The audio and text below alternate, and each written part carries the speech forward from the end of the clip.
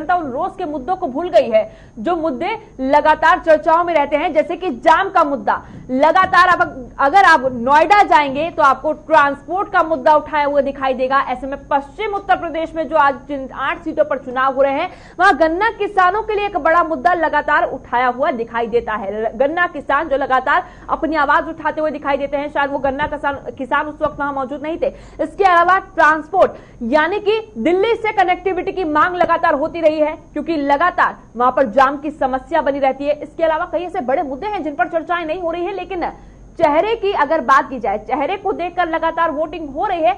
ऐसे में आजाद खालिद से भी एक प्रश्न उठता है। आजाद खालिद जी, हमने जब संकल्प पत्र देखा था, बीजेपी का मैनिफेस्टो जिस दिन आया था, उस दिन खुद बीजेपी के राष्ट्रीय अध्यक्ष ने बहुत बड़ी बात कही थी, जिस पर चर्चा भी की थी हम लोगों ने, कि जब सहयोगी पार्टियां एक साथ काम करती है, चाहे फिर वो एनडीए हो या यूपीए हो, सभी में कई पार्टियां जुड़ी हुई हैं, जब एक साथ टीम वर्क किया जाता है, हम खुद भी टीम वर्क करते हैं, एक आम आदमी होने के बावजूद भी जब एक टीम वर्क किया जाता है तो उसमें कई मुश्किलें खड़ी होती है। तो ऐसे में अमित शाह ने कहा था, इसके बावजूद हमने कई काम किए, हमने 50 से ज्यादा ऐसे फैसले लिए हैं 5 सालों में, ठीक है। लेकिन अब अगर बिहार की बात की जाए, क्योंकि बिहार को हम नकार नहीं सकते, उत्तर प्रदेश के बाद बिहार भी कहीं काफी बड़ा राज्य है। ऐसे में आज 4 सीटों पर चुनाव हो रहे हैं, जिसमें से सिर्फ एक सीट यानी कि औरंगाबाद में ही सिर्फ बीजेपी ने अपना उम्मीदवार उतारा है। यहां तक कि अगर नवादा की बात की जाए तो केंद्रीय मंत्री गिरिराज सिंह की सीट भी वहां इसीलिए चली गई क्योंकि सहयोगी पार्टियों का साथ है।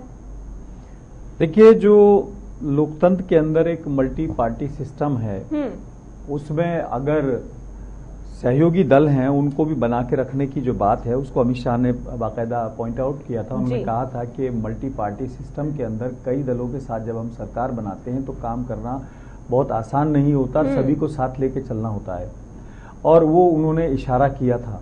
लेकिन आज मैं थोड़ा सा हट के बात करना चाहता हूं, क्योंकि पहले फेज के मतदान की अगर आप बात करें तो बहुत सा समय गुजर गया है, लगभग 6 घंटे और बचे हैं लोगों को अपना उम्मीदवार चुनने के लिए। जिन्होंने चुन लिया है या जिन्होंने वोट डाल दिया उनकी बात मैं नहीं कर रहा, लेकिन जिन लोगों ने अभी वोट नहीं डाला है उनके लिए अगर आप बात करें तो मुझे मतदाता आज कंफ्यूज कितना लग रहा है वो भी आपसे, बीइंग ए जर्नलिस्ट बात कर रहा हूं मैं।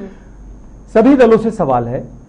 अभी छपरौला से हमारे साथ कुछ लोग खड़े थे, हमारे संवाददाता प्रणय शर्मा के साथ लोग खड़े थे, उन्होंने कहा विकास हो रहा है, सब कुछ हो रहा है। ये वो जगह है जहां पर बहुत ज्यादा मुआवजा मिला, अभी वहां की जमीनें एक्वायर हुई हैं। ग्रेटर नोएडा में बात करें, चाहे अगर आप कई जगहों की वहां पर, लेकिन वहां पर बड़ी बड़ी इंडस्ट्री भी थी। सेंट्रल कलर लिमिटेड वहां पर थी, वो कंपनी थी जिसने हिंदुस्तान में सबसे पहली बार कलर्ड पिक्चर ट्यूब बनाई, और उद्योगों में उसका एक बड़ा नाम था, उसके कई ग्रुप थे, वो आज बंद है। अगर आप बात करें, उद्योग बंद हो गए, मुद्दों को लेकर कहीं ना कहीं कंफ्यूजन है। गन्ना किसान की सब बात कर रहे हैं, क्या सारा किसान गन्ना बोता है? एक सवाल, क्योंकि सारा किसान गन्ना नहीं बोता, कुछ किसान सब्जी भी बोते हैं, कुछ मजदूर भी होते हैं, गांव में तमाम तरह के तबके हैं। लेकिन गन्ना किसान पे आके ऐसे फोकस हो जाता है जैसे सारी समस्या गन्ना किसान को ही है, उससे जो रिलेटेड लोग हैं। एक जमाने में कोलू चलता था, कोलू में क्या कि अकेले गन्ना किसान का फायदा नहीं होता था, उसके साथ जुड़े हुए लोगों को भी फायदा होता था। कोई जो है उसमें झोंक लगा रहा है, कोई कुछ कर रहा है, कोई कुछ बना रहा है, कोई सुखलाई ला रहा है, ये तमाम चीजें थी। आज वो पूरा ताना बाना अगर देखें, अगर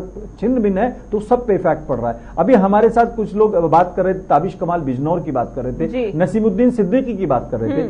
नसीमुद्दीन सिद्दीकी वो चेहरा थे, मैं सभी को लेकर बात करूंगा लेकिन एक पर्टिकुलर केस स्टडी के तौर पर बात करता हूं। नसीमुद्दीन सिद्दीकी बीएसपी कार्यकाल में सत्ता के दौरान दूसरे नंबर के नेता माने जाते थे, और उनको सिर्फ इसलिए जोड़ा गया था काशीराम जी के जमाने में ताकि वो मुस्लिम मतदाता को, मुस्लिम लोगों को जोड़े। मैं मुस्लिम का नाम इसलिए ले रहा हूं कि हर धड़े में आज जातिवाद भरा हुआ है। लेकिन आज नसीमुद्दीन सिद्दीकी अपने पैतृक जनपद से चुनाव नहीं लड़ते, बांदा से चुनाव नहीं लड़ते, वो वहां से सैकड़ों किलोमीटर दूर पलायन करके बिजनौर में आके लॉन्च किए जा रहे हैं। क्यों किए जा रहे हैं? क्योंकि उन्होंने जनता का अगर काम किया होता तो वो टाल ठोक के अपने घर से चुनाव लड़ते, अपने घर बैठ के चुनाव लड़ते, लेकिन शायद उनको इतना कॉन्फिडेंस नहीं है क्योंकि उन्होंने काम नहीं किया। सिर्फ पैसा बनाना, अपने लोगों को बढ़ाना, अपने लोगों की जेबें भरना, ये काम हुआ है। मैं ऑन एयर बात कह रहा हूं। तो ये जो तमाम चीजें हैं प्रिया, इस पर आज वोटर कम से कम अपना फैसला सुनाने का मन बना चुका होगा और उसके पास आज मौका है। और मैं आपको एक ब्रेकिंग भी न्यूज दे देता हूं।